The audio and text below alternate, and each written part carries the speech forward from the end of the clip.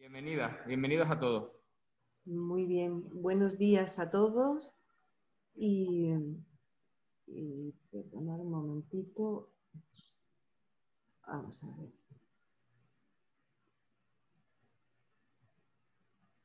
Bien, buenos días a todos.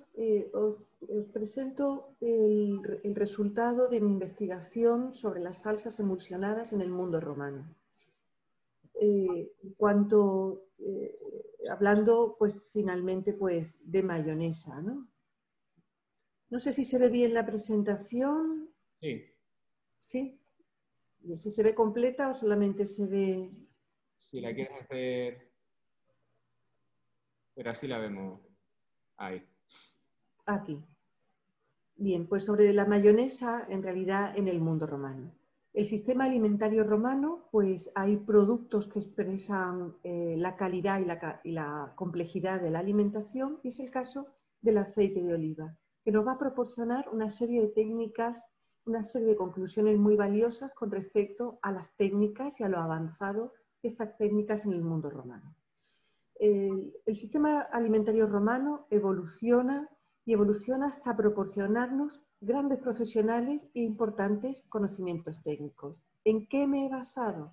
Pues mi metodología ha sido la que caracteriza a las ciencias de la gastronomía, es decir, la interdisciplinariedad, vinculando así el análisis de las fuentes clásicas con la experimentalidad.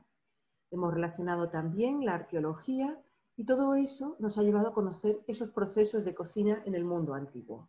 En cuanto a las fuentes, la principal ha sido de Recoquinaria, de Apicio, la fuente principal, vieja conocida mía, pero apoyada principalmente pues por Columela, Plinio, Catón, Varrón y las herramientas, el conocimiento y las prácticas de carácter culinario, que es esa característica clásica de las ciencias de la gastronomía. En cuanto al aceite de oliva en las cocinas del mundo romano, no solamente es un gran conocido y parte de la tríada mediterránea, se utiliza en alimentación, se utiliza en farmacología, en medicina, pero sobre todo nos vamos a ir a su uso culinario. Se conocían perfectamente diferentes técnicas y usos del aceite de oliva en cocina, desde el aceite de oliva en crudo hasta los sofritos, las frituras, los estofados, incluso se utilizaba en panadería y en repostería. Hasta tal punto era un ingrediente común que el 68% de las recetas del recetario de Apicio, que son 499, presentan aceite de oliva. Esto nos dice, bueno, pues que ya no solamente es la grasa del imperio, sino que es la grasa de la cocina de calidad, ¿no? Es difícil ser taxativo, por otro lado, en la investigación culinaria en la antigüedad, en todas las afirmaciones que haremos, pero yo les voy a comentar cuál ha sido el desarrollo exacto de la investigación. Aunque no hayamos un término exacto para definir la mayonesa, sí encontramos, por un lado, indicaciones precisas para ver cómo se desarrolla la técnica.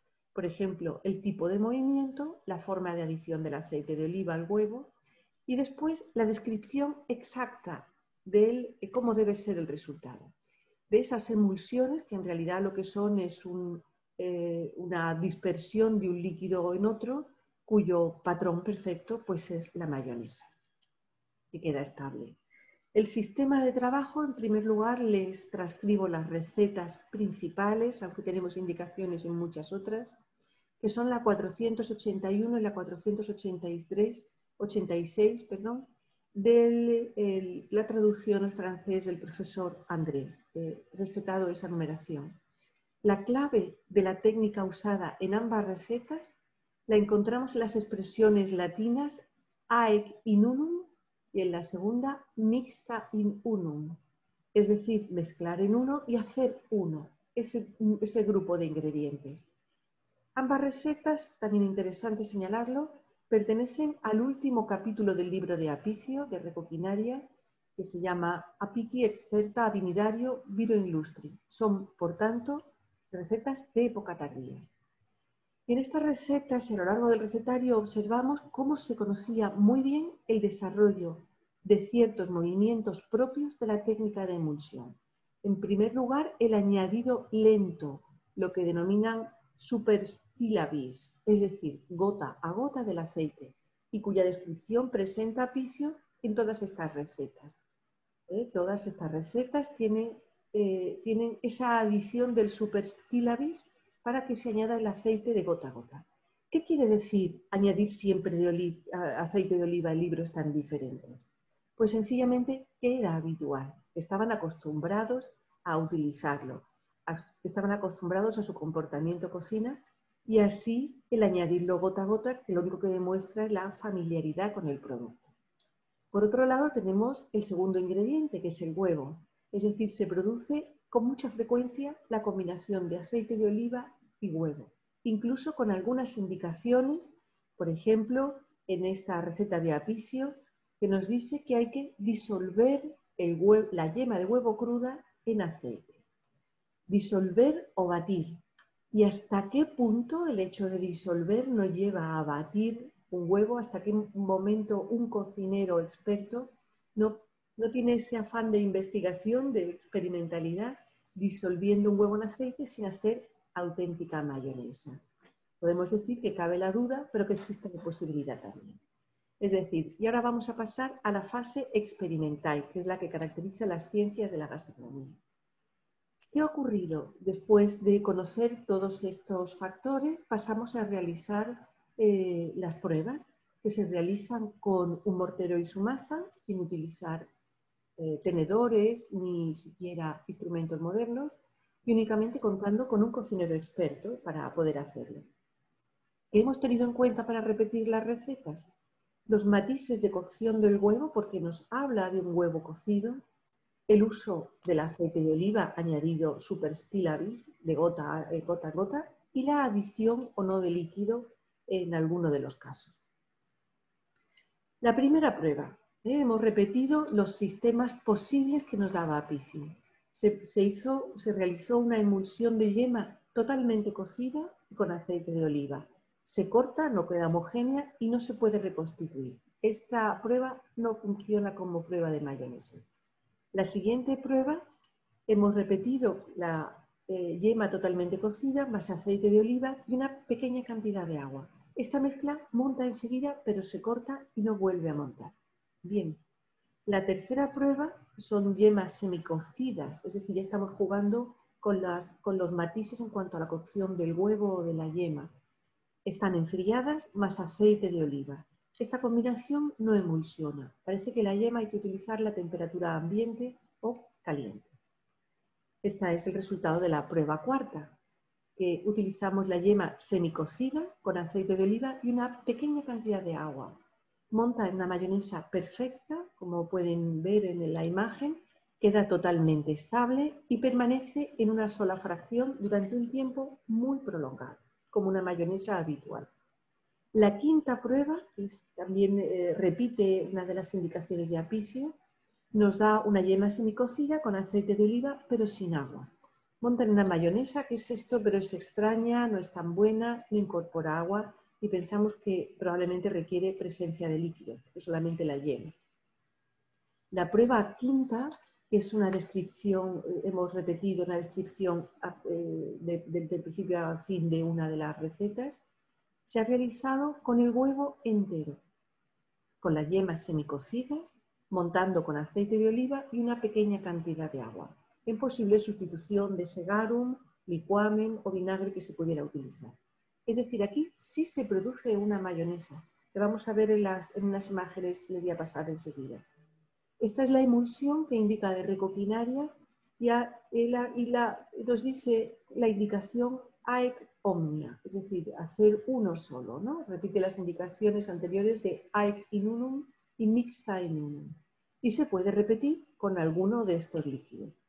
Es curioso porque este es el huevo, antes de hacerlo, se va batiendo con la maza del mortero hasta que se obtiene esta mayonesa que está perfectamente montada y que tiene, desde luego, pues esos pequeños tropezones. De todas formas, en la alimentación del mundo antiguo no podemos pensar que tenemos la finura, en muchos casos, que conseguimos hoy con los robots. Estos son los resultados y principalmente los resultados nos llevan a que la investigación histórica más el proceso experimental nos presenta unas conclusiones infinitamente interesantes en materia de ciencias de la gastronomía. Las imágenes y los resultados, como los pueden observar, son totalmente concluyentes y nos dicen que efectivamente se concitaron las condiciones necesarias para que la mayonesa fuera una realidad en el mundo romano. Los factores que hemos ido diciendo durante la pequeña charla son, primero, el interés desarrollado por el mundo romano por las salsas, segundo, la familiaridad con los productos utilizados y tercero, y muy importante, los altos conocimientos técnicos de carácter culinario y la calidad de los profesionales, de los cocineros que hay en el mundo romano. Finalmente tenemos una mayonesa.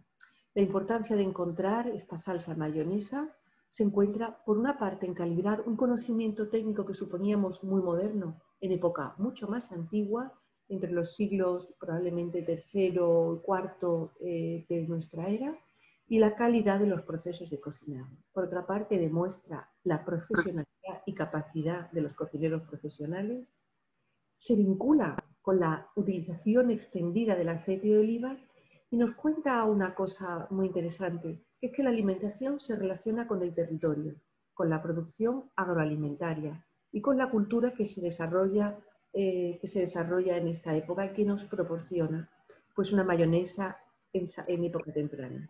Las dificultades de trabajar con temas de patrimonio inmaterial, en este caso, se ven compensadas cuando se trabaja desde el punto de vista de la perspectiva multidisciplinar.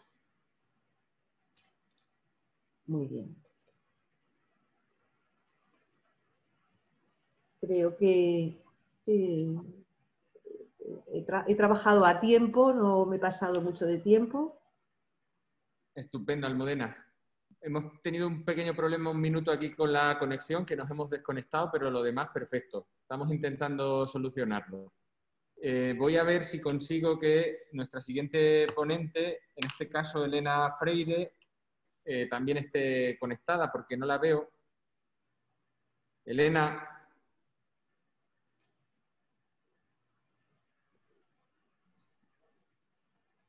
Muy bien. Almudena, hacemos las preguntas al final. Si hay alguien que quiere al final de la mesa, hacemos un turnito de palabras y comentamos. Muy bien, perfecto. Gracias. Venga.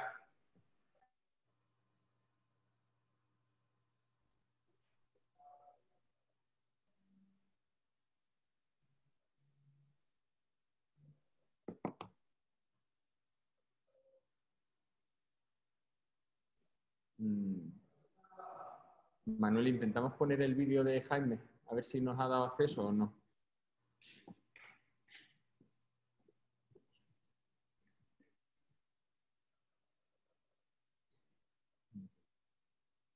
No creo que no recibe nada de correo. Le he solicitado con la cuenta de alumnos, a lo mejor le parece algo raro. Por cierto, la webcam, como tengo encima el POSIT, ¿sabes? Se ve como un poquito borroso. ¿Qué va? Que no me ha llegado nada. ¿Estás probando a ponerte en contacto con él? No. Bueno, vamos a hacer un pequeño cambio que sí que está en el orden en María José Trinidad Ruiz. Y mientras consigo el resto de ponentes, vamos a escuchar la sostenibilidad en la oferta gastronómica de alto nivel en Extremadura.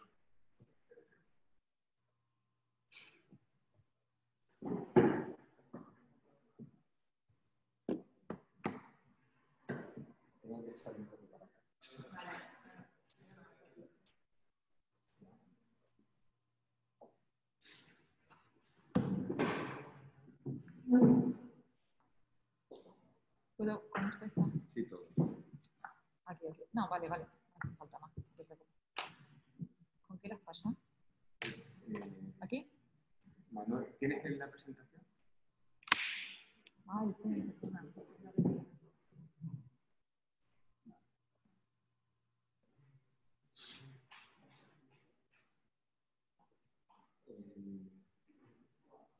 Estoy conectado con el móvil, no lo puedo usar ni para llamar a Elena.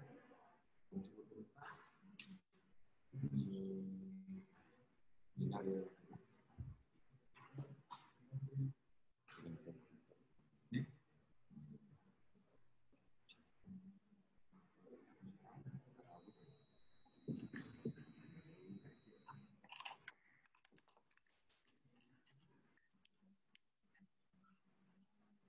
Quito esto.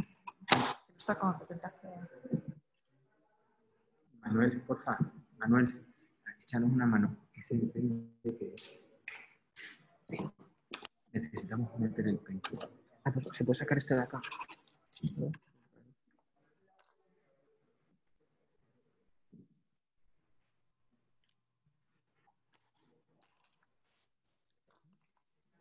En la presentación dentro, supongo. ¿Qué lo pasó con...?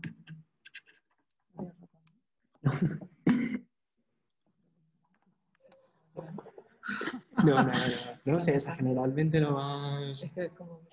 Lo mejor sería llevar el ratón. En mi caso es que siempre lo manejo con la, Claro, con la claro, yo pantalla creo táctil. que... Este no es el tuyo, ¿verdad? No. A ver si... Ah, vale, ya lo teníamos cargada. O sea, Ya lo teníamos. Perdón, sí. le voy a dar una cosita, porque tenía aquí una diapositiva duplicada. Ah, pero una que te hace confusión. ¿Puedes bajar? Vale. Sí.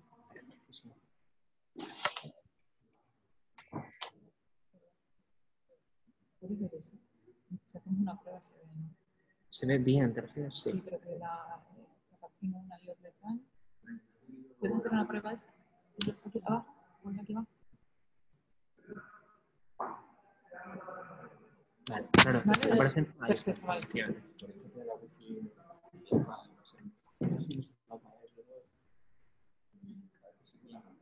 Vale, pues me vuelvo a conectar.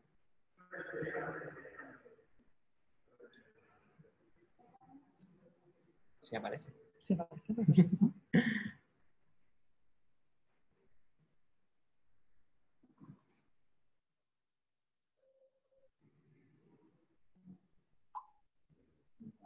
¿Qué pasa? No, Ah, la o sea, no, wifi. no aparece la red wifi de aquí. Sí, eso siempre bien extraña, ¿verdad? Sí, No, desde muchísima luego. batalla. Desde luego es bastante jaleo. Pues sí, sí. Sí. Y yo creo que es inevitable que no funcione. Esto es como la Ahí normalidad. está. Es fácil de que falle al final. Ah, le doy aquí abajo. ¿Puedes darle para ir pasando? Sí. ¿Le puedes ir dando aquí o las flechas, como prefieres? Ah, vale. Lo que más cómodo te resulte o incluso a Enter. Vale. Y en las La flechas, flecha el que no. tiene varias eso pasa a la siguiente, ¿no? Sí, No. efectivamente. O sea, de hecho, así como debería avanzar, ¿no? Sí, ahí está. Vale.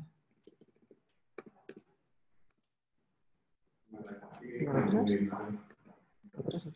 ¿Cómo? Hola, Juan. Ostras, niño.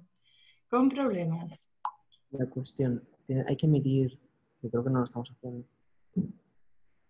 ¿Quién está? Conectado. Vale, pues Hay empieza. que compartir pantalla. O sea, ¿ya lo estás haciendo? Compartir pantalla.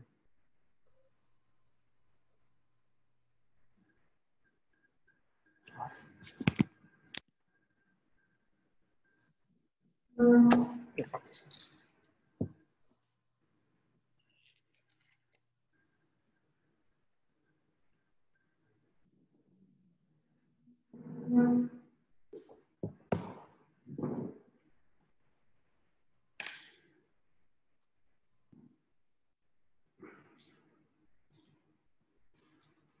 ¿Sí? Ah, vale. Bueno, pues hola, buenos días. Mi nombre... ¿Perdona? No. No te voy a decir porque no me sale. Bueno, hola, buenos días. Mi nombre es María José Trinidad. Es un placer para mí estar aquí, primero por la oportunidad de poder formar parte de este congreso y también como extremeña contribuir a la divulgación de la riqueza gastronómica de esta comunidad. El trabajo que voy a presentar se enmarca dentro de las investigaciones que hice para el máster de turismo sostenible de la UOC y se titula Sostenibilidad en la oferta gastronómica de alto nivel. Ahora mismo. ¿Qué? ¿Qué pasa?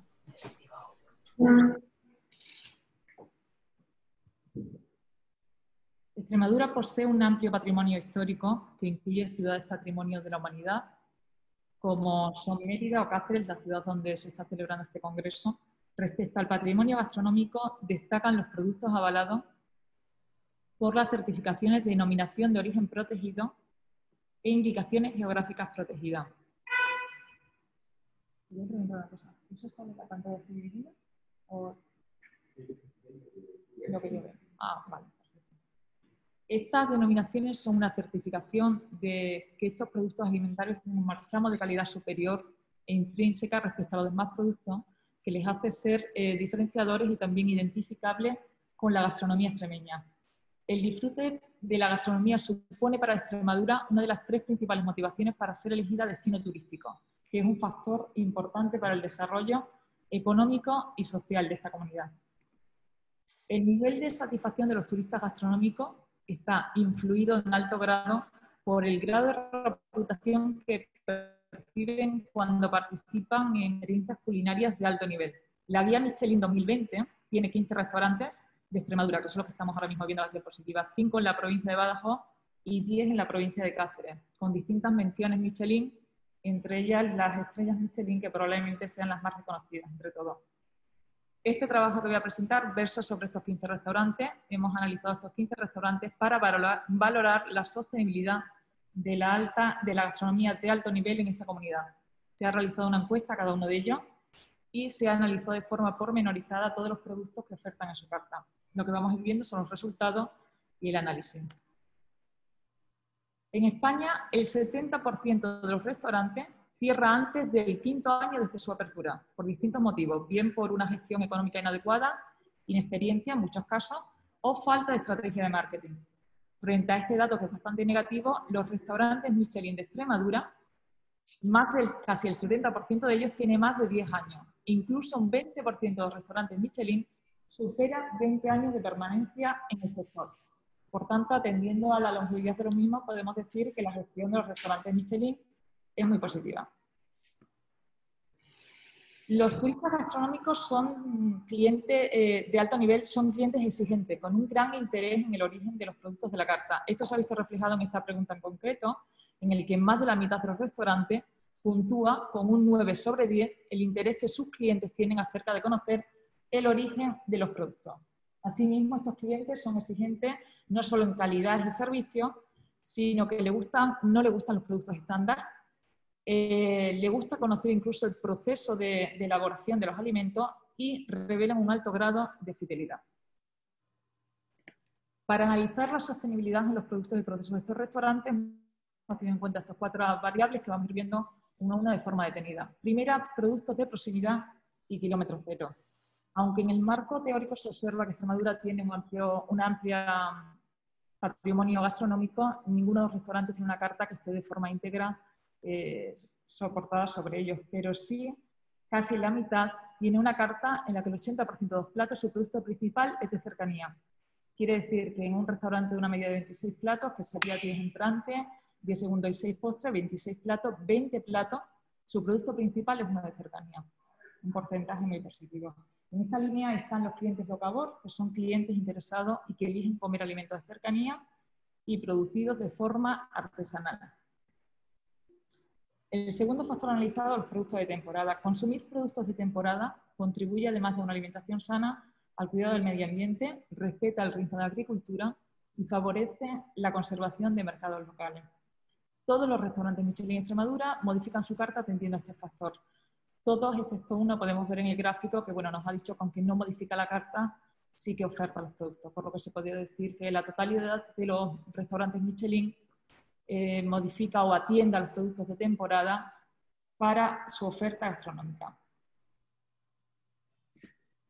Respecto a la reutilización de sobras de producto cocinado, tan solo 2 de los restaurantes sí lo realizan de forma habitual. Un 33% de ellos nunca lo hacen y el resto, que es más de la mitad, lo realiza de forma esporádica. La cocina de aprovechamiento, Trash Cooking, es aparte de una acción sostenible algo tradicional. Es la cocina que se ha realizado en nuestras casas en toda la vida, ¿no? Nuestras madres, nuestras abuelas, usar el resto de cocina del día anterior, un producto ya elaborado, para hacer incluso reinventar un nuevo plato. Pero esta cocina de aprovechamiento no está integrada en restaurantes de alto nivel, aunque sí se realiza, por ejemplo, en restaurantes de grandes cadenas hoteleras. No sucede así con el reciclaje de residuos. El reciclaje de residuos, aunque no está instalado en nuestros hábitos desde hace mucho tiempo, sí lo tenemos instalado de una forma muy profunda. Y así sucede igual en estos restaurantes Michelin. Los negocios hosteleros producen una gran cantidad de residuos, por lo que el compromiso que ellos tengan con el reciclaje tiene un gran impacto positivo en el medio ambiente. Este gesto de reciclaje lo realiza un 80% frente a un 20% que solo recicla veces. En esta línea también están los clientes residuos cero, que minimizan al máximo la producción de basura y realizan un aprovechamiento máximo de todos los productos de su cocina. La sostenibilidad en inmuebles también la hemos analizado con estos dos factores que vemos el primero. Edificios o locales que alojan el restaurante. Bueno, en este análisis hay casi tantas situaciones como restaurantes hemos analizado, porque cada uno tiene una situación bastante distinta al otro. Tan solo uno de los restaurantes ha afrontado una remodelación integral del edificio y en las instalaciones para el uso de energía renovable. Otro pequeño porcentaje sí que ha utilizado material ecológico o ha llevado a cabo una remodelación, pero con las restricciones que conlleva estar situado en un casco histórico de una ciudad patrimonio de la humanidad, como puede ser Cáceres, o en cualquier otro edificio con valor histórico, palacete, casa señorial o cualquier tipo de estos edificios, que ese valor histórico supone un hándicap para la transición a edificios sostenibles. Por otra parte, casi la mitad está pendiente de abordar este proyecto, pero existen causas económicas o burocráticas que impiden llevarlo a cabo. Tan solo un restaurante. Todo de leyendas, pero leyendas de Mallorca, de brujería. Hola. ¿Podéis apagar el micro? Perfecto, no pasa nada. Perdón. Tan solo, no pasa nada, no te preocupes. Estaba diciendo que tan solo uno de los restaurantes no ha contemplado la opción de realizar ninguna modificación. Respecto al consumo de agua, todos los parámetros que hemos ofrecido a los restaurantes para valorar si la gestión de agua que realizaban era eficiente, la realizan en más o menos grados, pero el consumo de agua, el ahorro de agua en este caso, lo realizan de forma eficiente. La sostenibilidad social la hemos valorado con la formación de empleados y colaboración con causa solidaria. La formación es una inversión y un valor diferenciador que permite potenciar aspectos clave del restaurante en todos sus procesos, como puede ser desde servicio en sala, potenciar o desarrollo de nuevas tendencias, cocina. Aparte, es obvio que personas formadas en sostenibilidad apostarán por soluciones sostenibles. La formación del personal se lleva a cabo mayoritariamente de forma continuada, un 20%, que también es una parte importante, no realiza formación, sino que contrata personas ya formadas, y un solo restaurante ofrece formación de forma eventual. En este apartado, colaboración con causa solidaria, es decir que todos estos datos han sido recabados antes de la COVID-19, que de forma tan brutal ha impactado en el sector de la restauración, en el que muchos restaurantes han contribuido a paliar la situación de primera necesidad que han vivido muchas personas. Por lo que, aunque este resultado es gratamente positivo, hay posibilidad de que a día de hoy sea aún mejor. Sin especificar, la Fundación Acción Solidaria que llevan a cabo, una mayoría, casi un 90% de restaurantes, colabora o forma parte de algún proyecto. La responsabilidad social no es una mera imagen de marca, sino una filosofía ética que ayuda a crecer la misión de la empresa. En un último apartado, hemos dado oportunidades a los restaurantes de que nos hicieran alguna aclaración, alguna observación, incluso si quisieran reivindicar algo, ¿no? La voz de los restaurantes. Nos han quedado claros 3 puntos. El primero es que la sostenibilidad se puede llevar a cabo por cualquier restaurante, da igual que sea un restaurante de alto nivel, de bajo nivel o el tamaño. Que existen limitaciones atendiendo a la ubicación de los restaurantes que le impiden llevar una sostenibilidad de forma amplia, como estamos analizando aquí. Y que algunos restaurantes situados en entornos rurales reclaman más ayudas institucionales y menos restricciones. Le he querido dar la voz también a los restaurantes con lo que mejor saben hacer ellos, que es a través de un plato, Este plato es un plato 2 estrellas Michelin, cuyo producto principal es un producto de denominación de origen protegido, que es la torta del Casar, y pertenece al restaurante Atrio que tenemos aquí en Cáceres, que es 2 estrellas Michelin, entre otros reconocimientos.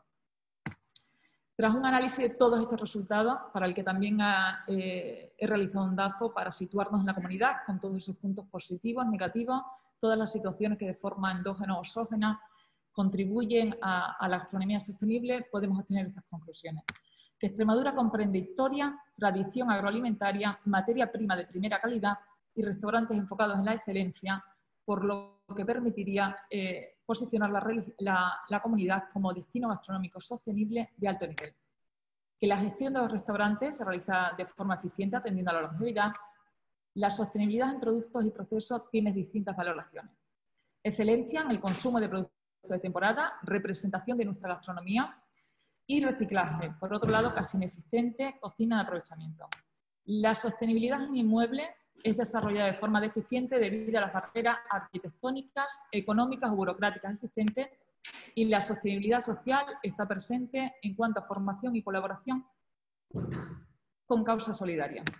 A continuación, me gustaría que viéramos este vídeo, Extremadura, Destino de Turismo Sostenible, realizado en el año 2017, el Año Internacional de Turismo Sostenible para el Desarrollo, que es una muestra de la riqueza de esta comunidad y la creencia firme de que la sostenibilidad es el único camino. Ay, no. No va.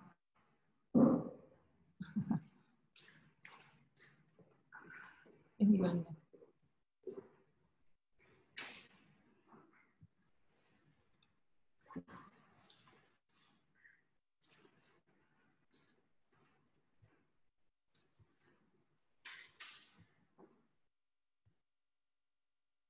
Tarda en cargarse un par de segundos, pero creo que será. ¿Es un enlace a YouTube o...? Sí, sí. ¿Cómo se llama el vídeo? Pues mira. Lo podemos poner directamente. Con Extremadura, Destino de Turismo Sostenible 2017.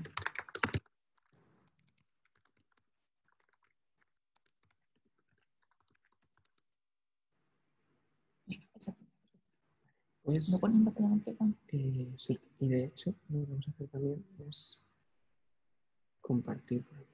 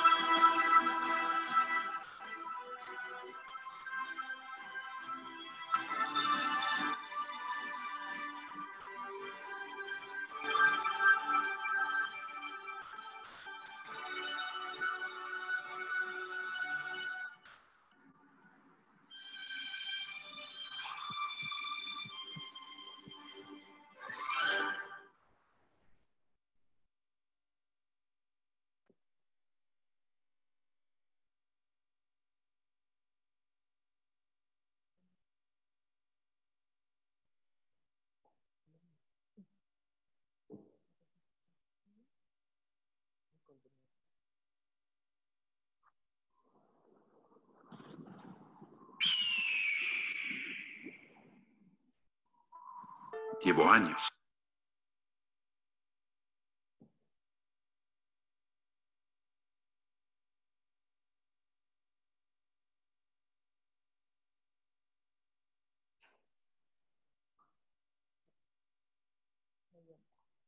Para terminar,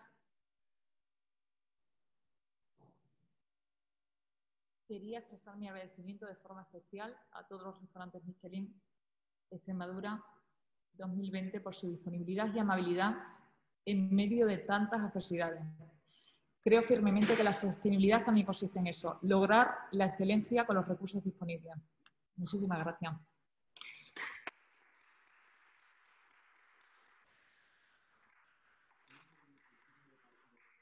Bueno, perfecto.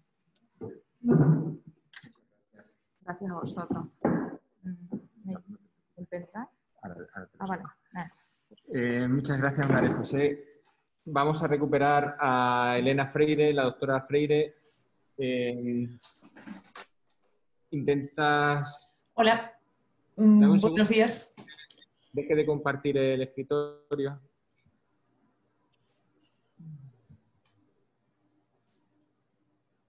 Y ya todo tuyo, Elena. Ok. Marcos. Selecciona el PowerPoint. ¿Dónde lo tienes? Pues aquí, debe ser este, ¿no? Pincha. Dale a compartir. A ver si va.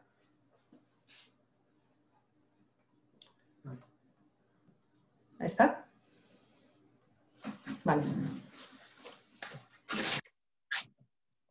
Me voy a retirar la mascarilla, si puede ser. No sé si me escucháis bien. Sí. ¿Sí? Vale.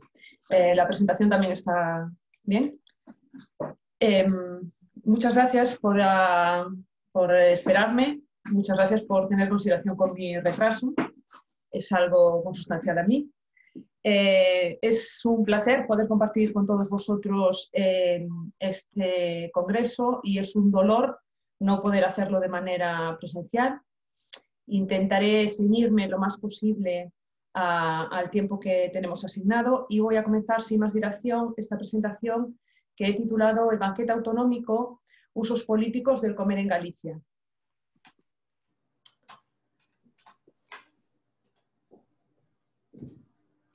Supongo que hablar de alimentación y de Galicia podría dar mucho juego.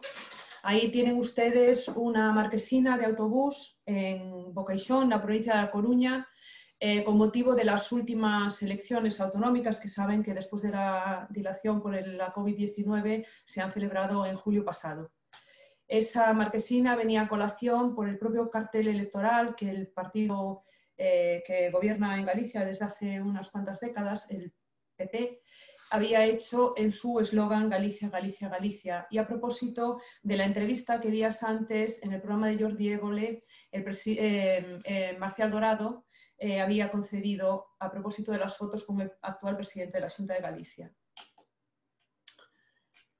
En realidad yo he empleado, si se han fijado, ese color amarillo del Congreso, pero voy a referirme siempre en azul. Los tonos, si se han fijado en la filmina anterior, no son casualidad y en el caso de Galicia, que es de lo que vamos a hablar, el color azul es mucho más que parte del anagrama o de los símbolos oficiales que corresponden a esta comunidad autónoma situada en el noroeste de la península ibérica.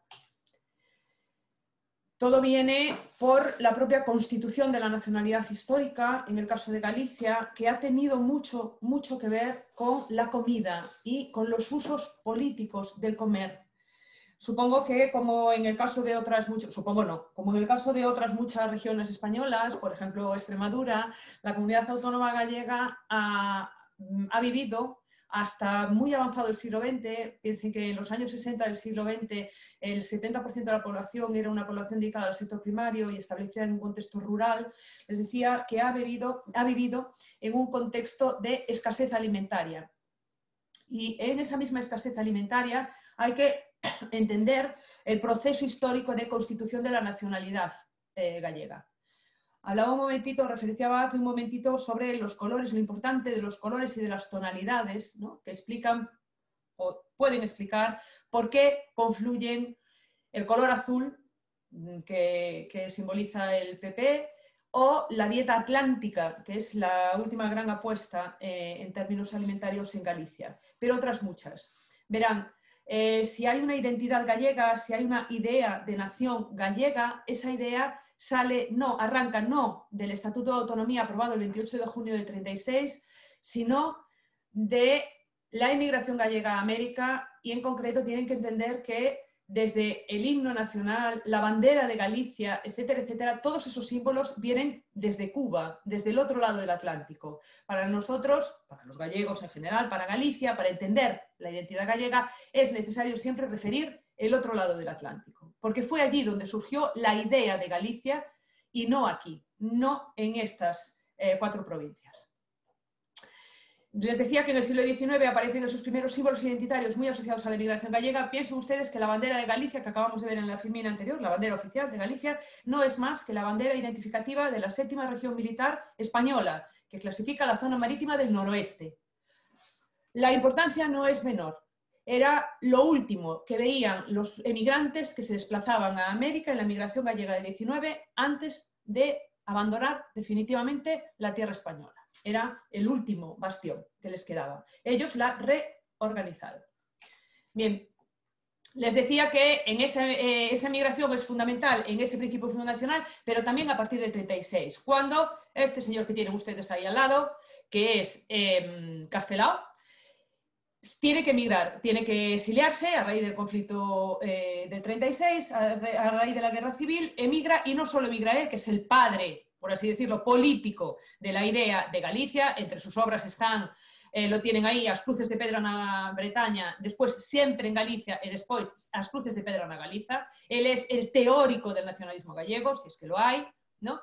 Sino porque todo ese exilio, en el que no solo estaba Castelao, estaba toda la intelectualidad gallega del momento, y por lo tanto estaban todos los referentes políticos del galleguismo. Y así llegamos al año 1978 y nos plantamos en el régimen preautonómico. Y arrancamos con un partido heredero directo de la situación precedente, encabezado por Antonio Rosón, era la UCD, y de ahí ya en el año 80 aparece el Estatuto de Autonomía. En esta filmina voy a ir un poco rápido para poder limitarme al tiempo. Fíjense ustedes en ese dato, el Estatuto de Autonomía, que se aprueba el 6 de abril de 1981 en Galicia, presenta un 70% de abstención. Es decir, el 70% de la población gallega no ha ido a votar el Estatuto de Autonomía. A partir de ahí enlazamos toda una serie de presidentes en la Xunta de Galicia, empieza la Unión de Centro Democrático con José Quiroga Suárez en un gobierno de transición, y a partir de ahí, desde enero de 1982, una situación que podríamos decir casi perenne. Es AP, en aquel momento era AP, con Gerardo Fernández Albor, en aquel momento se llamaba Gerardo, ha muerto lamentablemente hace poco tiempo, seguía llamándose Gerardo, aunque formalmente pasó a llamarse Xerardo. La lengua en Galicia siempre ha sido un arma política. Un arma política que ha desbancado a la comida, porque la comida era mucho más interesante. Y ese es la gran apuesta de la derecha. Eso es lo que explica por qué desde el año 1982, con unas mínimas interferencias, podríamos decir, seguimos con un partido de tipo conservador y de derechas, ¿no?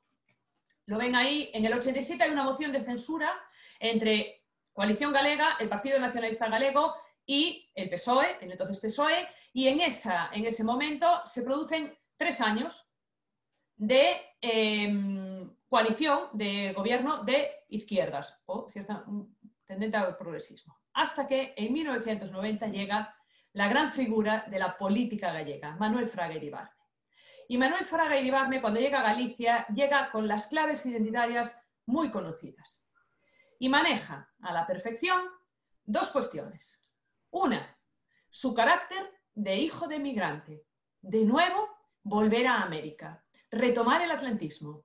Y 2, la importancia del comer. En un lugar en el que se comía poco y mal, hemos pasado a comer mucho, no sé si mal. Creo que el estereotipo dice que comemos mucho y que además comemos bien. Esto ya sería cuestión de un análisis nutricional en la población gallega. Y no creo que difiera mucho de otras partes del Estado. Los gallegos, fuera del estereotipo, no comemos marisco constantemente. No, es cierto. Pero decía que Fraga supo identificar y utilizar desde el punto de vista político muy bien la importancia de la gastronomía, la comensalidad, la importancia de con quién comemos, qué comemos, cuándo comemos y por qué comemos, o lo que no comemos. Y él lo supo identificar muy bien. Jugó esa baza y, como pueden ver ustedes ahí, desde 1990 hasta 2005, hasta agosto de 2005, Fraga domina el PP, domina el panorama político gallego. Hay ahí un pequeño impasse de 4 años en el que el Partido Socialista, en un gobierno bipartito con el entonces Bloque Nacionalista Gallego, duran 4 años, un ejercicio, y al cabo de 4 años aterriza Núñez Feijóo, que hasta la fecha, y acaba de revalidar su mandato, como ustedes saben, sigue dominando el panorama político. Bueno, está claro, si hiciéramos un barrido de cuántos votos tiene el PP, está claro que no tiene tantos votos como se puede pensar desde fuera, en porcentajes, recuerden aquel 70% de abstención en el propio Estatuto de Autonomía, pero desde luego está muy por encima de todos sus competidores. En todo caso, el techo electoral de Fraga lo consigue en 1993, el año del Xacobeo, ¿no? Cuando se perpetra la idea del Xacobeo, cuando Galicia, que es una región que ya tiene que desmantelar, sí o sí, porque ya estábamos en la Comunidad Económica Europea, tiene que desmantelar el sistema primario, toda la producción agrícola y ganadera tiene que ser desmantelado, y la pesca, por supuesto, y no es una región con industria, no hay ningún polo de atracción para poder trabajar aquí, nos dedicamos a ser receptores de turismo, ¿no? Les decía que ese fue el techo electoral de Fraga. Feijóo acaba de quedarse con 42 escaños. Ven esa diapositiva, Feijóo está a 42 escaños, solo a 1, porque ha habido un recuento del correo postal de la Galicia exterior. La Galicia migrante, el voto de la Galicia migrante ha tenido un peso determinante en todas las elecciones gallegas, ¿no? Y esa idea de que, a pesar de vivir allí, están aquí, forman parte de aquí, porque ellos son el aquí y el ahora, ¿no? Y les señalo ahí esa idea de que nuestro nuevo presidente de la Xunta se llama Feijóo con tilde en la penúltima O. Sí, lo he puesto en rojo a propósito. Yo doy clase y no puedo evitar las faltas de ortografía. La página institucional de la Xunta, ahí lo ven, su apellido, lleva tilde en la penúltima O, en contra de toda cuanta regla ortográfica se pueden imaginar. Bueno, retomemos nuestro discurso. Les decía que Fraga aterriza en Galicia en los años 90 y lo hace en unos límites muy arriesgados en aquel momento. Ahora hay un problema, al parecer, en Cataluña, ¿no? Que quieren la autodeterminación. Galicia en los años 90 exigía la autoidentificación. Y lo exigía el que había sido ministro de Franco. Y lo exigía como gallego. Porque cuando Fraga vuelve a Galicia, vuelve con ese eslogan, con esa campaña electoral, ahí la tienen, ¿no? Gallego como tú, a pesar de que vengo de fuera. Él, cuando llega aquí, la herramienta de la que echa mano es de que sus padres habían estado emigrados en Cuba, ¿no? Y por lo tanto él era el gallego retornado, el hijo de la migración que vuelve. De nuevo, esa idea de atlantismo que viene. Y esto hay que contextualizarlo en un momento en el que los partidos de izquierdas, ¿no?, habían decidido, como bien indica Miguel Ángel Bastos Boubeta en este artículo de Galeguismo y Gastronomía, habían decidido ya por allí en la altura de los años 60, ¿no?, que teníamos que, si queríamos construir una nación gallega, había que centrarse en cuestiones importantes. Y desecharon la posibilidad de investigar, de indagar o de apoyarse en las pautas alimentarias. Desterraron la alimentación como un objeto de trabajo interesante para conformar identidad. Y es ahí donde interviene el PP. Porque Fraga, les decía, lo hace de manera magistral. Esta fotografía corresponde al 25 de septiembre de 1991, seguro que todos la recuerdan. Es Manuel Fraga Iribarne de visita oficial del presidente de la Xunta de Galicia a Cuba. Él vuelve a la isla de la que habían regresado sus padres, de la que había venido él como hijo de la migración, y vuelve amparándose en todo el poder simbólico del comer y del beber, de la comensalidad. Y ahí tenemos a un exministro de la dictadura franquista preparando una elaboración gastronómica típica de Galicia, es la queimada, al lado de Fidel Castro. el padre de la Revolución Cubana, o uno de ellos, por lo menos, porque era una paternidad múltiple. Bueno, un apunte. La queimada, este bonito ritual de la queimada, para que se hagan una idea, los recipientes, solo el recipiente de queimada no se elabora en los alfares gallegos hasta la década de los años 60 del siglo XX. Y se hace a demanda de los pocos, de los escasos turistas que por entonces recorrían Galicia. Así todo. El consumo de aguardiente quemada, esto tan bonito, tan simbólico y tan ritual, que los traería a las meigas, a los sapos y a las bruxas, no existía en el pasado más reciente de Galicia. Es una invención actual, pero altamente simbólica y por lo tanto con un gran poder evocador y de capacidad ritual. Este es Fraga, que en 1991 es recibido en La Habana con honores de jefe de Estado, ¿no? Y al lado de los honores de jefe de Estado, Fraga lo que hace es llevarse un despliegue de gastronomía gallega. Para empezar, la queimada que acaban de ver, pero a continuación, el pulpo. Fraga les decía que llega a La Habana, aterriza a La Habana en un avión de Iberia, la flota de Iberia, pero que se llama Rías Gallegas, las Rías.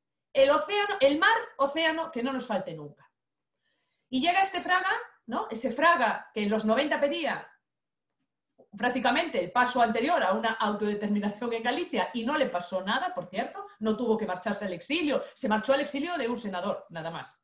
Pero ahí llega Fraga a La Habana y rompe a llorar. Lo interesante de Fraga en esa visita oficial a La Habana es que se lleva, en el viaje oficial, no lleva diplomáticos de manera mayoritaria, pero sí lleva un par de pulpeiros, personas especialistas en preparar y cortar pulpo.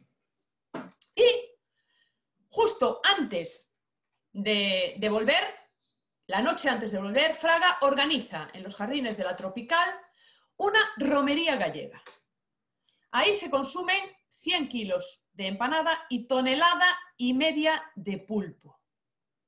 Esta idea de comer hasta hartarse es fundamental.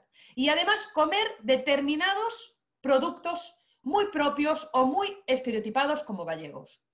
Les hablaba de que la queimada es un invento reciente, lo es, como tal. Pero es que, fíjense ustedes, el pulpo a la gallega, que es la forma tradicional de consumir aquí el cefalópodo, piensen ustedes que en esa receta tan simple y tan sabrosa, por cierto, ninguno de los ingredientes que se emplea, excepto el pulpo, es autóctono. Ni el aceite de oliva tiene producción en Galicia, por cuestiones climatológicas, excepto en una microzona de la zona de Quiroga, ni por supuesto el pimentón. Todo viene de fuera en la identidad gallega, hasta en la gastronomía, ¿no? Bueno, por supuesto en esa romería de La Habana, Fraga también presenta a sus comensales la con grelos, hasta el punto de llegar a provocar shocks proteicos en algunos de los presentes, que necesitaron atención médica. Al año siguiente, en julio de 1992, en este diálogo entre emigrantes, entre gallegos en la diáspora, Fidel Castro devuelve la visita a Fraga. Esta visita merecería un comentario porque esta visita empezó en Madrid de una manera muy áspera, con el gobierno socialista de Felipe González. Y sin embargo llegó a Galicia y fue volver a casa. Y si uno vuelve a casa, vuelve a comer las recetas de mamá. Ahí tienen ustedes la fotografía de Fidel Castro con el pulpo. Saben ustedes que el padre de Fidel Castro era de origen gallego, a la inversa que el padre de Fraga. Sin embargo, más allá de esta puntualización o de este hilván en la historia de por qué el PP lleva tantos años y tiene esas tasas tan altas de voto en Galicia, el gran triunfo, la gran apropiación del PP, del partido del gobierno en Galicia, ha sido este que les muestro. En Galicia hemos triunfado con un plato que también vino de allá, o por lo menos supuso una adaptación de la emigración americana de retorno a partir de los años 70 en Galicia y de los cambios, de las transformaciones en las pautas alimentarias, cuando aquí pasamos de consumir cerdo, carne de cerdo, ensalado, que era la gastronomía tradicional, para pasar a poder consumir carne de cerdo en fresco. No vamos a hablar aquí de la importancia que tiene la carne dentro de toda la escala de posibles productos consumibles. Pero sobre todo la forma de preparación. De nuevo, el fuego, al igual que en la queimada. Sí, nos va mucho el ritual, la verdad. Y sobre todo, asociar este tipo de comida no a una alta comida, a una alta gastronomía, sino a dos nociones básicas que Fraga entendió muy bien. La festividad, la fiesta, la romería, el compartir la comida en un entorno de gozo, ¿no? Ese carácter hedonista de la comida, y la hartura, hasta reventar, hasta no poder más. Forma parte de la idiosincrasia gallega el churrasco, la idea del churrasco. Y estas acciones todas no solo se traducen, que podríamos hacer un seguimiento puntual de en cuántas romerías ha participado o cómo el PP, por mejor decir, ha usado el concepto tradicional de romería como lugar de peregrinación en el que se come en colectivo, ¿no? Para asimilarlo, para solaparlo a la idea de mitin electoral, de campaña electoral o de refuerzo de los lazos de una comunidad política. Pero no solo eso. Desde el gobierno, ya instalados en el gobierno de la Xunta, desde el gobierno de Santiago de Compostela, se decide en la década de los 90 llenar todo Galicia de áreas recreativas. Salpicaron todo el territorio, toda la geografía gallega de espacios que conjugaban lo natural, la idea de verde en Galicia también empieza a fraguarse en este momento. Hasta la década de los años 70 en Galicia éramos marrones, el color que nos identificaba era el marrón, porque con una gran presión demográfica, la mayor parte del terreno estaba dedicado a la producción agrícola y por lo tanto el color que nos identificaba era el marrón. Pasamos a ser verdes, ¿no? Y la Xunta decidió hacer áreas recreativas que ahora mismo se encuentran en este estado de abandono, pero que durante los años 90 fueron lo más. Claro, tuvimos un problemita. Aquí era donde nos íbamos a poner todos ciegos de comida, ¿no? Este era el gran plan de qué iba a hacer la población gallega en nuestro territorio, ya que no íbamos a trabajar la tierra, qué íbamos a hacer, y esto lo explica muy bien, ¿no? Pusimos árboles, ahí vino el verde, y pusimos parrillas. Árboles y parrillas no van bien. Ya se lo digo yo a ustedes, esto no lo vimos en aquel momento, pero el fuego y el árbol no va bien. En Galicia somos expertos también en problemas de incendios, ya lo saben ustedes. No es casual tampoco. Bueno, este es el estado actual en que se encuentran esas áreas, pero fíjense en este mapa. 1990, todos esos puntos que ven ustedes ahí identificados son las áreas recreativas, es decir, lugares de esparcimiento en el que se dotaron de parrillas para hacer el churrasco, por supuesto, y degustarlo, el territorio gallego. Claro, 30 años después nos encontramos con que el churrasco sí ha triunfado, ya todos nos sentimos identificados, pero ahora lo hacemos en petit comité. Entre otras cosas porque la legislación vigente prohíbe, desde el año 2009, hacer churrasco en las únicas épocas del año en las cuales podríamos hacerlo, que sería en verano. Saben que aquí llueve bastante y además hace frío en invierno. Por lo tanto, la idea de irnos a hacer un churrasquito fuera solo es compatible en los meses de julio y agosto, cuando más alto es el riesgo de incendio, cuando más incendios hay, cuando la legislación prohíbe ir a hacer churrasco. Y sin embargo, la idea del churrasco, y con esto quería acabar, la idea del churrasco ha calado mucho. No sé si tienen ustedes en su cabeza referencias del conflicto de Alcoa, que ahora mismo está en la agenda política en todo lo alto. Es una industria que está situada en el norte de la provincia de Lugo, en concreto en San Ciprián. Y los propietarios han decidido que van a cerrar la empresa. Eso supondría, bueno, el desmantelamiento de la poca industria, tanto de Alcoa como auxiliares, que hay en la comarca de la Mariña de Lucense. Este fotograma está extraído de un programa de gran audiencia, al parecer, en la televisión nacional, el programa de Ana Rosa, que todos conocerán. Ese titular vale su peso en oro. El futuro incierto de Alcoa. Hasta ahí nada que objetar. Los trabajadores continúan con sus protestas. Hoy han preparado una churrascada en la entrada de la fábrica. Esto es lo que ocurre cuando alguien no domina las claves identitarias en las que se producen los discursos. La churrascada a la que se refieren desde Madrid el programa de Telecinco era la quema de neumáticos como protesta de los trabajadores que ven peligrar su futuro laboral. Churrasco es una palabra que da mucho de sí en Galicia, también para hablar en clave. Y es necesario conocer las claves de esa identidad para poder después abordar el discurso. Cuando uno no las conoce, puede caer en estos problemas. ¿no? Es más significativo porque he de decirles que Ana Rosa evidentemente no, pero la reportera sí era gallega, ¿no? Y no fue capaz de descifrar la clave, que era bastante evidente. No había más que juntar qué es un churrasco y qué queremos hacer, una protesta. Pues si hay un churrasco, evidentemente hay fuego, hay brasas y nosotros queremos protestar. Parecía que no iba a ser muy difícil de descifrar y lo fue. Porque otro de los grandes problemas, les decía que en Galicia tenemos un gran problema lingüístico. Feijóo arrasó en las últimas elecciones sin ningún logo del PP en su campaña política. Solo se presentó él, con la tilde mal puesta, pero solo él. Como si el PP estuviese al margen. Y Feijóo ha sido el gran promotor, y esto es muy interesante, ha sido el gran promotor de un movimiento ciudadano que empezó a funcionar en la zona de Vigo, muy interesante también, porque Vigo, saben ustedes que concentra una gran parte de la población gallega, porque es una zona de desenvolvimiento, uno de los pocos polos de desenvolvimiento que hay en el terreno industrial y por lo tanto con proletariado. Bueno, pues en esa zona de Vigo, en ese contexto de Vigo, en las anteriores elecciones, Feijóo fue el gran promotor de un movimiento que se llama Galicia Bilingüe y que dice que el castellano está amenazado y que el gallego es un problema y que hay que combatirlo, ¿no? Estas mezclas entre qué decimos de la lengua, qué hacemos con la lengua, cuándo usamos la lengua y cómo despreciamos la comida y al mismo tiempo cómo la usamos como eslogan, y el mejor eslogan de la derecha en Galicia, y por eso han triunfado, es porque nos han dado de comer. Literalmente, se han llenado las comidas colectivas de este partido, ¿no? Y dices, claro, es que no todo el mundo va a votar al PP. Bueno, pero a comer con ellos por lo menos sí. Comer se come con mucha gente. Y nosotros hemos ido a ponernos ciegos, la verdad, de comida. Bien, y como creo que vamos un poco pillados de tiempo, no sé si vamos bien. Loren, hazme una señal. Vamos bien. Vamos bien, vale.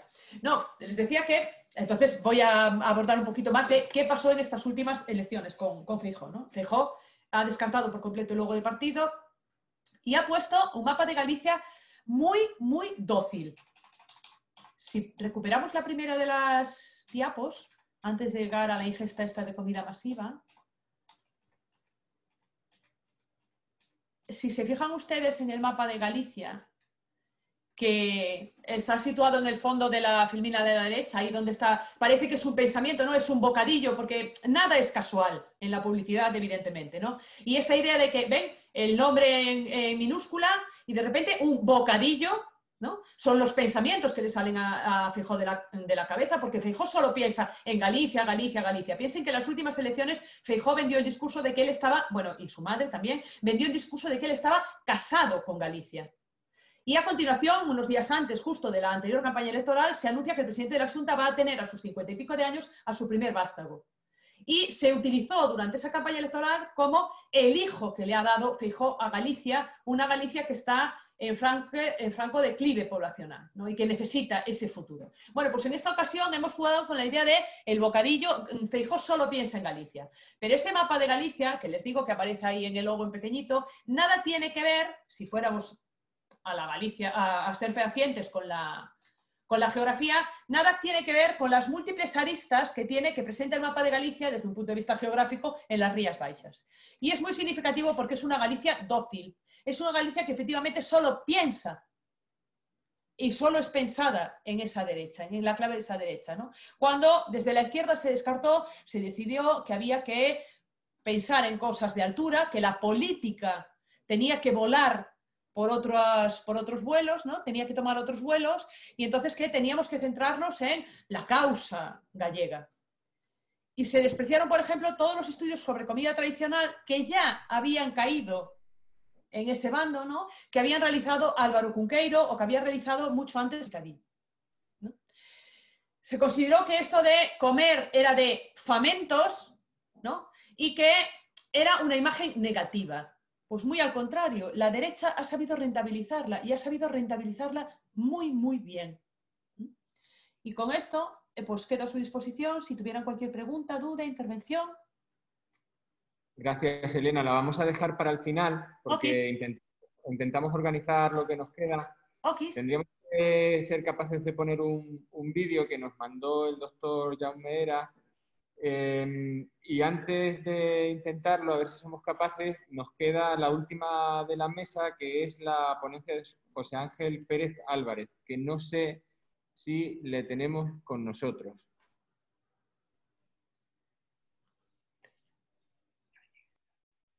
En el chat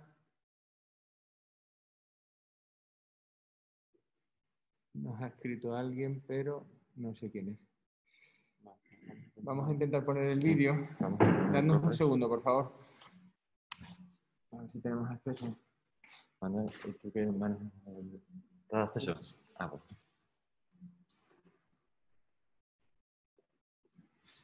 Voy a decir que entramos en el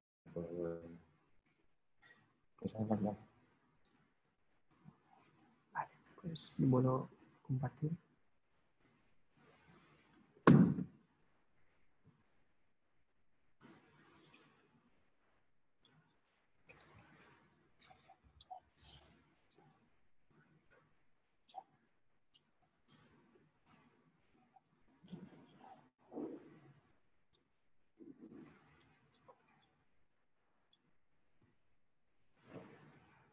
Estoy descargando, ¿eh? Porque desde aquí creo que no se reproduce ni ella. Seguimos conectando, ¿no? Sí. Sí. Está viniendo una web.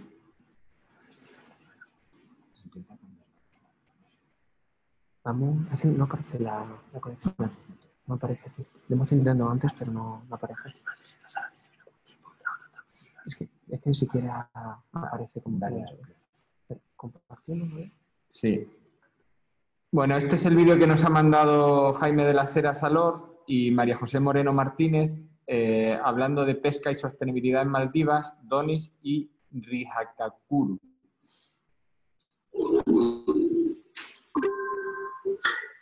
Buenos días, soy Jaime de las Heras. Junto a María José Moreno hemos preparado esta presentación.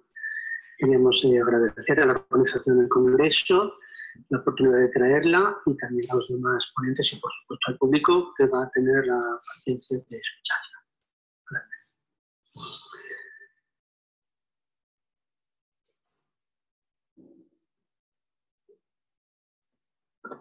La República de Maldivas es un conjunto de 1.200 islas coralinas ubicadas al suroeste de la India y Sri Lanka y próximas a la línea del Ecuador.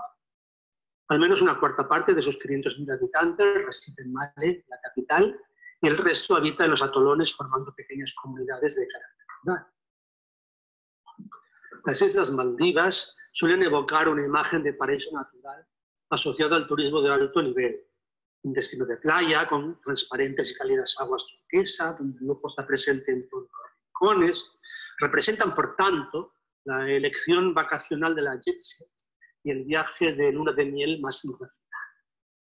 Así, una habitación de lujo con jacuzzi y piscina privada montada sobre pilotes en las mismas aguas del lagún llega a costar 10.000 euros por noche. Una cuarta parte de ese dinero son impuestos gubernamentales que en muy escasa medida revierten en beneficios para los bancos.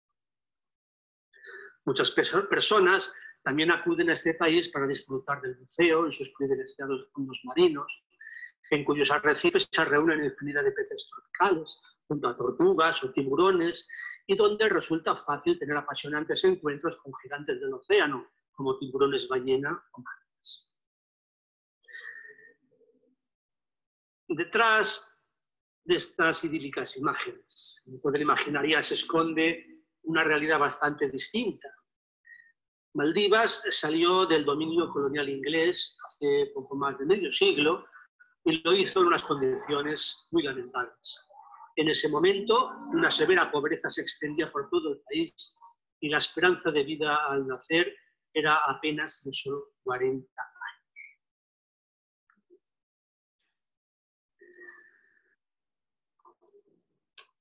A partir de la independencia comenzó, por tanto, un progresivo crecimiento socioeconómico basado en la industria turística, que experimentó un importantísimo desarrollo en los años 80, rivalizando con el sector pesquero, que hasta entonces había sido la primera fuente nacional de ingresos. Hoy día Maldivas es un país en vías de desarrollo en el que el nivel de pobreza multidimensional oscila entre el 15 y el 40%, según consideremos el área capitalina o la población que reside en los atolones. La esperanza de vida se ha duplicado, debido principalmente a la caída de la mortalidad infantil, pero un 22% de la infancia todavía padece desnutrición. Para lograr este crecimiento, el país emprendió una política de cesión temporal de atolones deshabitados a empresas extranjeras para la construcción de resorts de lujo. Esto generó una brusca demanda de mano de obra que motivó un desplazamiento de personas tan grande que en la actualidad del medio millón de habitantes con que cuenta el país, 150.000 son trabajadores inmigrantes, originarios sobre todo de Bangladesh. Con sueldos muy por debajo de la media y la obligación de pagar el viaje y el puesto de trabajo, estos colectivos se hacinan en condiciones de severa pobreza. Han carecido siempre de ayudas sociales por parte de los sucesivos gobiernos, más empeñados en sacar provecho del turismo para una oligarquía corrupta que en llevar a cabo políticas de protección social. En este sentido, la escolarización está limitada a los niveles básico y medio en la mayoría de las islas. Es gratuita, pero obliga a las familias a desplazar a sus hijos a la capital malé para cursar el nivel superior previo a la universidad. Muchas de ellas no pueden afrontar los gastos y, por otra parte, a muchas niñas no les permiten abandonar la residencia familiar. A partir de ahí, existen algunos centros privados que ofrecen diversas carreras vinculadas principalmente al turismo. Para realizar otros estudios es preciso trasladarse a otros países. Pero la nación sufre otros problemas en los que juega un papel esencial su geografía, como el tráfico y consumo de drogas, entre ellas la heroína y los derivados anfetamínicos, y la acumulación de basuras en las islas deshabitadas. Casi todas las familias tienen algún miembro con problemas de adicción a las drogas. El visitante turístico, por supuesto, ha permanecido ajeno a estas realidades hasta hace menos de una década, cuando se comenzó a autorizar su presencia en las islas habitadas, lidiando con el recelo social a recibir a personas no musulmanas. Para paliarlo, se han delimitado en estos lugares playas cerradas en las que está permitido a las mujeres bañarse en bikini y a los hombres descubrirse el torso, y se mantiene la prohibición absoluta de consumo de alcohol, salvo en las islas resort, donde no viven otros maldivos que los que administran el alojamiento. La mayoría del territorio no permite el cultivo agrícola, por lo que una gran parte de los alimentos debe ser importada de otros países, sobre todo de India. Esto encarece su precio y, por tanto, su incorporación a la dieta cotidiana, excepto algunos productos como el arroz, la harina o el azúcar, que son subvencionados por el Estado. El protagonismo alimentario lo ostentan principalmente el arroz, el coco y el pescado. El primero constituye la fuente principal de hidratos de carbono y suele ser importado, pero los dos últimos se obtienen localmente en abundancia y suministran la mayor parte de grasas y de proteínas. Se capturan muchas especies, pero en aguas someras, tanto en las aguas someras como en los arrecifes, tanto en las aguas someras de los arrecifes como en las oceánicas. Pero la más importante es sin duda el atún listado o barrilete, que de una u otra forma se consume casi diariamente. Antes del auge turístico, muchas familias maldivas poseían un dhoni, embarcación tradicional de pequeño tamaño destinada a la pesca y construida con madera de cocotero, cuyo desplazamiento se realizaba a vela. El desarrollo económico modificó su diseño y materiales, reguló su eficiencia y mantenimiento técnico e incorporó motores de fuel.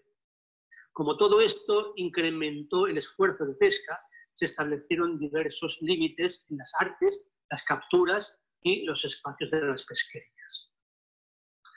Así, fueron prohibidos los métodos drásticos de pesca, como el uso de explosivos o venenos, al tiempo que las artes no selectivas como cercos y redes, sobre todo las de arrastre, en favor de las tradicionales de línea y caña.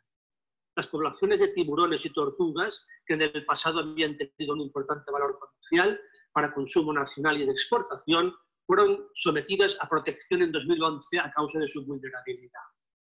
La extracción de coral, que históricamente se ha venido utilizando como material de construcción, ha sufrido severas restricciones. La protección se extiende a otras especies amenazadas, entre ellas las tridacnas, muy solicitadas por el mercado chino. La pesca se lleva a cabo a partir de las primeras 100 millas del litoral, pero nunca en aguas alejadas de los atolones, lo que permite culminarla, por lo general, en una sola jornada. El conjunto de estas normativas y características del trabajo favorecen una extracción de pescado respetuosa con el medio, optimiza la contaminación con combustibles, elimina los descartes y ayuda a organizar el trabajo de los pescadores de modo compatible con su vida familiar, social y cultural. El salario se obtiene en el mismo día, muchas veces en forma de especie como una parte del gasto. La comercialización del producto, que en pocos años ha pasado de 30.000 a 100.000 toneladas, por lo que respecta al barrilete, se orienta hacia el consumo local y la exportación, que es gestionada por industrias pesqueras en su mayoría nacionales. La mitad del producto se exporta a Tailandia y el resto se vende a otros países del mundo, sobre todo europeos.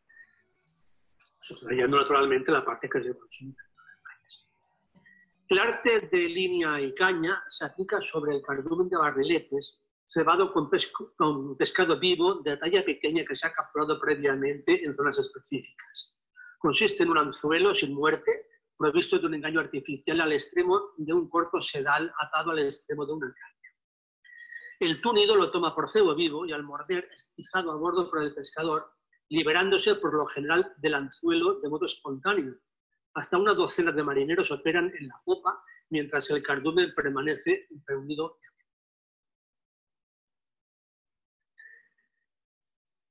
El barrilete, ese pequeño atún que nos suele exceder los 80 centímetros de longitud y los 10 kilos de peso, es el maná de Maldivas. Durante siglos ha alimentado su población. Paradójicamente, hoy día han aumentado sus capturas al mismo tiempo que gran parte de los maldivos han abandonado la pesca atraídos por el trabajo en la industria turística. Algunos pescadores son hoy capitanes que llevan grupos de turistas a practicar snorkel al arrecife, a pescar dorados y pargos o a fotografiar tiburones ballena y mantas gigantes. Sin embargo, el menú diario del isleño apenas se ha modificado y este pez singular sigue siendo su protagonista. Existen muchas formas de consumir barrilete. La más sencilla es la forma de tajadas finas de pescado secadas al sol. Se puede cocinar entero en barbacoa en ocasiones festivas, pero lo más corriente es usarlo en pequeñas porciones como ingredientes de los curries o guisos. La manera más frecuente, con diferencia, consiste en la preparación denominada rehapurru, que es también la más tradicional. Se trata de un largo y complejo proceso dirigido por mujeres, a lo largo del cual se van obteniendo productos que se utilizan en distintas recetas y cuyo resultado final es el rehapurru propiamente dicho. Una pasta de gran densidad y fuerte sabor que puede ser conservada sin necesidad de frío a lo largo de prolongados periodos de tiempo. En una primera etapa, los barriletes se abren y se cuecen brevemente en grandes calderos. Los lomos se escurren y pasan a un secadero en el que son sometidos al humo de brasas alimentadas por cáscaras de coco y residuos de su palma. Tras el ahumado, el pescado se expone al sol para completar su deshidratación, obteniéndose el primer producto, denominado balomás, que puede ser empleado en distintos guisos. Regresemos ahora a nuestros pucheros, donde siguen hirviendo las cabezas, tripas y espinas. Se ha conseguido el segundo producto, un caldo que sirve para la preparación de diversos tipos de sopa o garudilla. Las espinas se sacan a un recipiente en el que son raspadas para extraer la carne que pueda quedar adherida. Estas raspaduras se reintegran a la olla o se amasan en forma de pelotas como si fuesen albóndigas. Este es el tercer producto que se llama bondi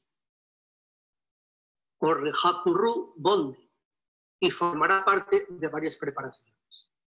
Finalmente, tras varias horas de cocción, se evapora la mayor parte del agua y queda el resultado final, el rejá currú, una pasta rojiza, homogénea y espesa que se envasa en tarros de cristal. Carudia y bondi son de consumo inmediato. En realidad, la mayor parte del pescado que quedó tras retirar los lomos se convertirá en la ansiada crema que abastecerá las despensas del país. El rejá currú se ha elaborado siempre en las islas en que la pesca ha sido la actividad mayoritaria. Así, en aquellas que se han dedicado más a la agricultura, ha sido necesario adquirirlo a las familias productoras en el contexto de un mercado informal interinsular. Se venden en ese mercado a granel y de espaldas a cualquier tipo de regulación gubernamental. Además de los productos iniciales comentados, como el palmas o pescado seco y ahumado, las sopas o carudia y las albóndigas de pescado o bondi, el rejá currú puede consumirse directamente untado en roshi, que son tortillas de harina similares a los chapati indios. Pero lo más frecuente es utilizarlo como ingrediente de diversos guisos, como teluli rejá currú, rejá currú rejá o rejá currudilla, en los que nunca falta el guiteion mirus, análogo al chile habanero, así como la cebolla, las hojas de curry y junto a ello otros componentes como la leche de coco, hinojo, comino, cilantro, hierba limón o mango verde. En los últimos años se han venido produciendo diversos cambios en la gestión de las pesquerías y por tanto en el consumo de productos derivados de la misma. La presión de la élite oligopólica trata de derivar la mayor parte posible de las capturas hacia las empresas comercializadoras y quitarlas del consumo interno, lo que ha motivado un descenso en la disponibilidad del rejá currú y una subida notable de su precio. Desde ámbitos gubernamentales incluso se lanzan mensajes tendentes a desacreditar el producto. Se dice, por ejemplo, que su valor alimenticio es muy bajo, que carece de vitaminas, etc. Hasta el momento, esta propaganda apenas ha calado entre la población maldiva, pero ya han aparecido empresas que tratan de comercializarlo para el mercado turístico. El carácter estructural de este alimento, que ha sido un recurso a lo largo de la historia para las comunidades locales, se enfrenta al feroz mercantilismo de nuestra era y con él se pretende desarticular un modo de vida, un sistema de creencias, una cultura viva. Muchas gracias por su atención. Bueno, pues nos faltaba...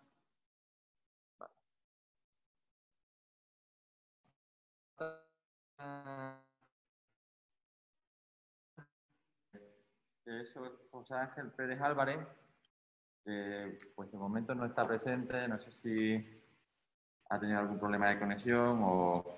Bueno, el caso es que vamos bien de tiempo, relativamente bien de tiempo. Abrimos un turno de preguntas. 10 minutillos, a lo mejor 10-15 minutillos si hay alguna pregunta. Si no, pues nada, pues seguimos avanzando. Sala, quien quiera preguntar, por favor, va levantando la mano. Y si queréis preguntar aquí, pues yo voy dando turno de palabra. ¿Alguna pregunta?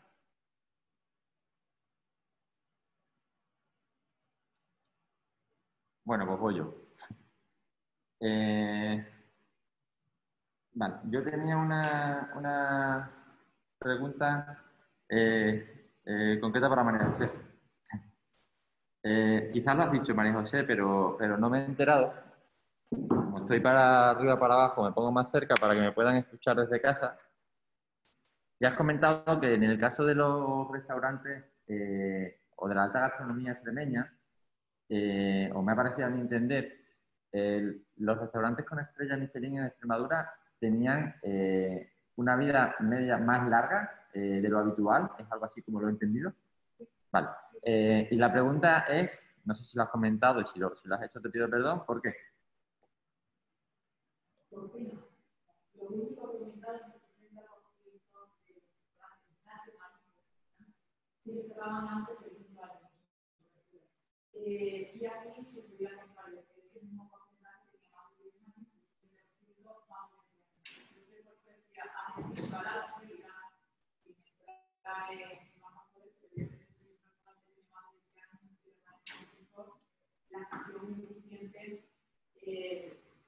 no sé si es suficiente, pero al menos es suficiente. No iba a hablar por qué, pero es suficientemente más Vale. Sí, pues esa era un poco la pregunta. ¿Por qué crees tú que...? Porque me llama la atención que, por ejemplo, en Extremadura, siempre mal comunicada, pongamos el ejemplo del que hay aquí en Cáceres, pues el precio medio del menú un poco alto para, en realidad, el poder adquisitivo extremeño, o sea, que entiendo que hay mucha gente que viene de fuera y está mal comunicada. ¿Cuál es el secreto para que este restaurante lleve tantos años, por ejemplo?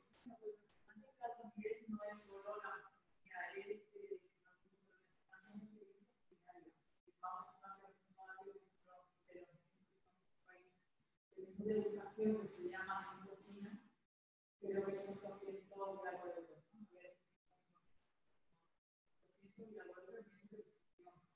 Evidentemente, quien va a bastante la categoría con ese precio no va a saber consumir. La producción veterinaria, por todo lo que rodea, el nivel de servicio en cuanto a calidad, servicio, e incluso el local, el ver la decoración, el término de calidad. El secreto que evidentemente la mayoría son clientes gastronómicos que buscan una experiencia diferente.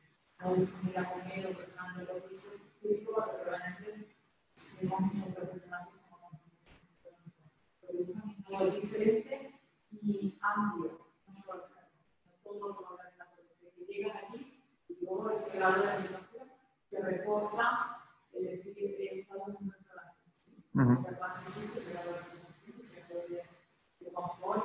Y ayuda a su vez a que su cliente recomiende y vuelva a participar.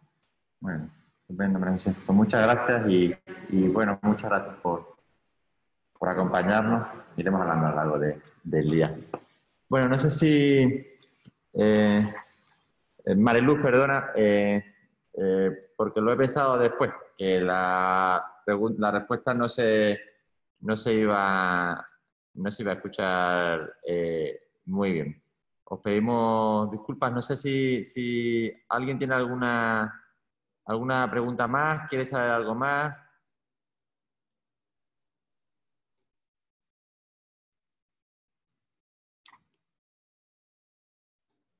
Venga, Elena, anímate. No, es que... en la pantalla, no sé por qué. Acabas de salir en la pantalla, porque no sé. Acabo de salir en la pantalla porque acabo de activar la cámara porque me da cierta pena que, claro, preguntas si no, ¿sabes? No puedo contestarte, pero no, porque ya me borro ahora mismo. Pero ¿a qué te refieres con que pregunto y no puedes contestarme? Que alguien quiere hacer alguna otra pregunta y yo te voy a decir, pues no, pero si no me ves, ¿cómo voy a contestar nada? Vale. No, como había salido, te quería... No. Pues nada. Sí. Acércate mejor porque si no... Hacen una pregunta en la sala, se van a acercar, ¿vale? Porque tampoco podemos pasarnos micros de uno a otro, así que tiene que ser así. Claro, vale. Buenas, Elena. Me gustaría hacerte en concreto una pregunta a ti, ¿vale? Sí. He disfrutado mucho tu presentación, ¿vale? Me parece muy, muy interesante hablar sobre la identidad, ¿no? Que la comida, que la gastronomía proporciona a una zona geográfica, ¿no? Pero también me parece muy interesante, ¿no? O sea, hacia dónde puede llegar, ¿no? la evolución de los próximos años, las próximas décadas venideras, ¿no? Sobre precisamente el asunto de la identidad, ¿no? Quizá cosas como la globalización y la digitalización pues acabe haciendo que bueno, pueda verse amenazado, ¿no? Esta clase de idiosincrasia, ¿no? De algunos sitios. Y bueno, básicamente quería saber tu opinión, ¿no? ¿Hasta qué punto puede ser perjudicial precisamente esa globalización en la identidad gastronómica de las zonas? Sí, bueno, yo creo que la globalización incide en todo, en la gastronomía también, y creo que además en todo incide en un doble sentido. Bien, es cierto que, como tú acabas de decir, los procesos de globalización pueden incidir de manera negativa, ¿no? Pero también es verdad que la globalización, tal como yo la entiendo, que puedo estar equivocada, es una moneda de doble cara. en una faz lleva una homogeneización y por lo tanto puede que determinadas pautas se pierdan, pero no es menos cierto que esa misma globalización en la otra cara, en el reverso, lleva una reafirmación de lo local, precisamente por reacción a la propia globalización, ¿no? Y por cuestiones también de carácter económico. Eso en general. En la gastronomía en Galicia, claro, la gastronomía gallega daría para hablar mucho más largo y tendido. Yo simplemente me ceñía a qué ocurrió durante, cuáles eran las claves, ¿no? En las que yo entendí, ya os lo dije, que la comida había jugado un papel determinante para explicar por qué el PP tiene en Galicia un feudo inamovible, ¿no? Y esa globalización ahora mismo, en el caso de Galicia, ya estaría, y si se hubiera perdido ya se habrían perdido las pautas. Mira, si habláramos de alimentación cotidiana o de alimentación en general, en Galicia en los últimos 30 años ha habido dos grandes transformaciones. Y las dos han venido de la mano de una cierta globalización, ¿no? La primera podríamos enmarcarla en el régimen de lo cotidiano. Aquí tenemos uno de los platos estrella de la Galicia profunda, si es que existe la Galicia profunda, que no hay Galicia profunda, como no hay nada profundo, porque en realidad lo que no hay nada en el ser humano es superficial. Y por lo tanto, pero bueno, pero si identificamos esas claves de la Galicia supuestamente más tradicional, más profunda, pues ahí, en los últimos 30 años, ha habido una revolución culinaria de primer índole, que es un proceso de hibridación y que ha triunfado en todas partes, que es la pasta italiana, el consumo de pasta con carne. Esto lo hemos petado. Y la segunda ha sido el propio churrasco. El churrasco al que yo me refería, y el churrasco del que se alardea con este carácter festivo, el churrasco no formaba parte de la alimentación tradicional gallega. El churrasco llega aquí fundamentalmente con la emigración de retorno que se produce a partir de los años 60 del siglo XX, durante la década de los 70 y de los 80, y que procede de mayor medida de Argentina. Por eso llegó el churrasco aquí. Y porque hemos hecho un proceso de simbiosis. Entonces, la globalización, si va a afectar, volviendo a tu pregunta, sí, va a afectar. ¿Solo con la cara de homogeneizar la comida? No, puede también provocar un refuerzo de las identidades locales, y de hecho lo está haciendo. En Galicia, nunca tanto pulpo se consumió como ahora. Si nos remontamos de nuevo a la década de los años 70, el consumo de pulpo en Galicia era minoritario, y ahora somos con Japón el lugar del mundo donde más pulpo se consume. De hecho, el pulpo gallego, el pulpo que se pescaba en las costas de Galicia, está completamente esquilmado, tienen unos problemas horrorosos para conseguir la reproducción. ¿Y por qué? Porque hemos aumentado el consumo de pulpo de una manera loca. ¿Por qué? Porque ahora comemos pulpo a feira continuamente, cuando antes era una cuestión anecdótica en el calendario gastronómico gallego. Entonces, muchas veces se refuerza, ya te digo, la propia globalización puede reforzar también las identidades. Yo creo que la globalización es esa moneda de doble cara a la que me remitía hace un momento. No sé si te he aclarado algo o lo he liado más.